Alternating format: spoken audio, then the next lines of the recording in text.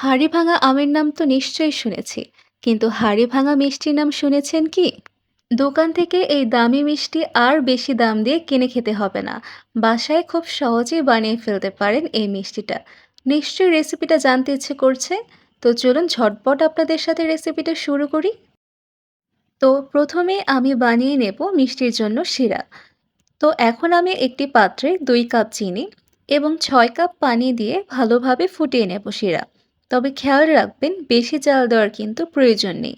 শিরাটা কিন্তু একটু পাতলা হবে, কিছুক্ষণ ফুটিয়ে নিলেই হয়ে যাবে শিরাটা। তো এর জন্য একটু ঢেকে দিতে হবে, এরপরে আবার ঢাকনাটা খুলে আরেকবার ঢেকে দিতে হবে। কিছুক্ষণের মধ্যে শিরাটা হয়ে গেলে আমি নামিয়ে রেখে দেব।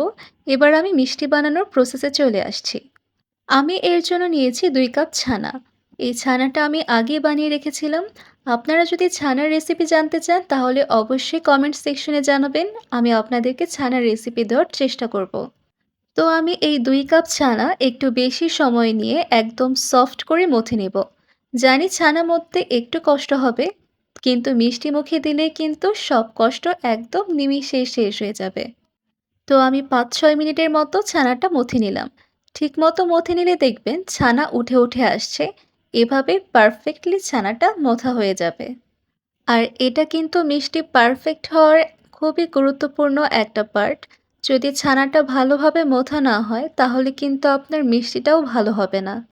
তো আমি পুরো ছানাটার একটা লম্বা শেপ দিয়ে তারপর গোল, গোল করে একই রকম সাইজ করে নিয়ে নিচ্ছি। এরপরে আমি ভালোভাবে মিষ্টির একটা শেপ নিয়ে নেব। এরপর প্রতিটা মিষ্টি আমি একটু লম্বা করে তারপরে একটু প্রেস করে নিচ্ছি প্লেটের সাথে, যাতে করে সুন্দর একটা শেপ চলে আসে। আমার মনে হয় আপনারা ভিডিওটা ভালোমতো লক্ষ্য করলেই বুঝতে পারবেন আমি কিভাবে শেপটা দিয়ে নিয়েছি। তো এক এক করে আমার সবগুলো মিষ্টির শেপ দেওয়া কিন্তু একদম কমপ্লিট। আপনারা চাইলে আপনাদের ইচ্ছে মতো যেকোনো শেপ দিয়ে নিতে পারেন। দেখুন কি সুন্দর হয়েছে! মনে হচ্ছে যেন এখনই একটা মিষ্টি মুখে দিয়ে দেই। এবার আমি যে শিরাটা নামিয়ে রেখেছিলাম চুলা থেকে সেটা আরেকটু গরম করে সবগুলো মিষ্টি শিরায় ছেড়ে দিচ্ছি সেদ্ধ করার জন্য। এবার কিন্তু চুলাটা হাই ফ্লেমে জ্বলবে পাক্কা ২০ মিনিট। এই ২০ মিনিটেই মিষ্টিগুলো একদম সেদ্ধ হয়ে যাবে। ২০ মিনিট কিন্তু ঢেকেই রাখতে হবে। ২০ মিনিট পরে দেখুন মিষ্টিগুলো ফুলে কতটা বড় হয়ে গেছে। মাঝে যদি মনে হয় শিরার পানি শুকিয়ে গেছে, চাইলে আপনারা গরম পানি সামান্য পরিমাণে অ্যাড করতে পারেন। আমি কিন্তু একটা ছোট চামচ দিয়ে গরম পানি অ্যাড করে দিয়েছি। তো যাই হোক আমার মিষ্টিগুলো সেদ্ধ হয়ে গেছে। এবার আমি আরেকটা প্যান নিয়ে নিয়েছি। এই প্যানে আমি ক্যারামেলটা বানিয়ে ফেলবো। তো ক্যারামেলটা হওয়ার জন্য আমি ২ কাপ চিনি দিয়েছি এবং কিছু পরিমাণে পানি অ্যাড করেছি।